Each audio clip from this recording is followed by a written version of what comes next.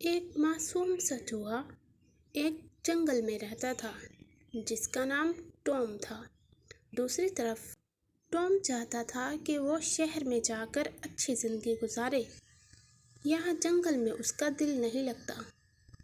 دوسری طرف جیک جو کہ شہر میں رہتا تھا، اس کی خواہش تھی کہ وہ جنگل میں رہے کیونکہ شہر میں بہت ہی زیادہ خطرہ ہے۔ ان دونوں چوہوں نے ایک دوسرے کے گھر رہنے کا سوچا۔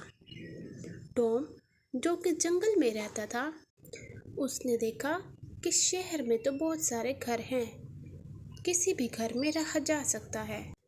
گھر میں رہ کر ٹام بور ہو گیا۔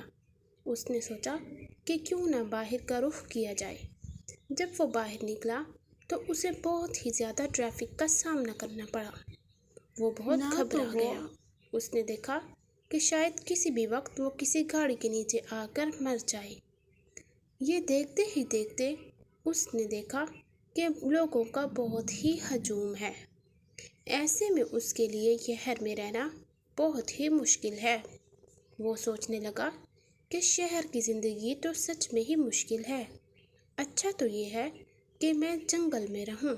دوسری طرف جیک جو کہ شہر کی زندگی سے تنگ ہو کر جنگل میں آیا تھا، اس نے سوچا کہ اب تو میں یہاں آیا ہوں، یہاں میں مزے کی زندگی جیوں گا۔ یہ سوچ کر وہ جنگل میں سیر کو نکلا۔ جنگل کا ماحول دیکھ کر، وہاں بہت سے پرندوں کو دیکھ کر اسے بہت ہی زیادہ اچھا لگا۔ اسے کھلی ہوا میں سانس لے کر بہت ہی خوشی محسوس ہوئی۔ دیکھتے ہی دیکھتے ایک شیر اس کے سامنے آ گیا۔ اتنے بڑے جانور کو دیکھ کر جیک گھبرا گیا کیونکہ شہر میں اس نے کبھی شیر کا سامنا نہیں کیا تھا۔ وہ ایک پیڑ کے پیچھے چھپ گیا۔ اگلے ہی دن جیک بہت سارا کھانا اکٹھا کر چکا تھا۔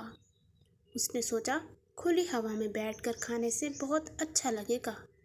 وہ ابھی کھانا کھانے میں ہی مست تھا کہ اچانک ایک چیل نے اس پر حملہ کر دیا۔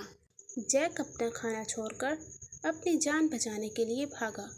جیک نے سوچا کہ جنگل کی زندگی سے اچھا ہے کہ میں اپنے شہر واپس چلا جاؤں۔ دوسری طرف ٹام بھی راستے میں جیک کو ملا۔ ٹام نے جیک سے کہا کہ میں شہر کی زندگی سے تنگ آ گیا ہوں۔ وہاں پر بہت زیادہ لوگ اور ٹریفک تھی۔ وہاں پر رہنا خطرے سے خالی نہیں، اس لیے مجھے دوبارہ جنگل میں رہنا ہے۔ اس طرح دونوں دوست اپنے اپنے گھر واپس چلے گئے اور ہنسی خوشی زندگی گزارنے لگے۔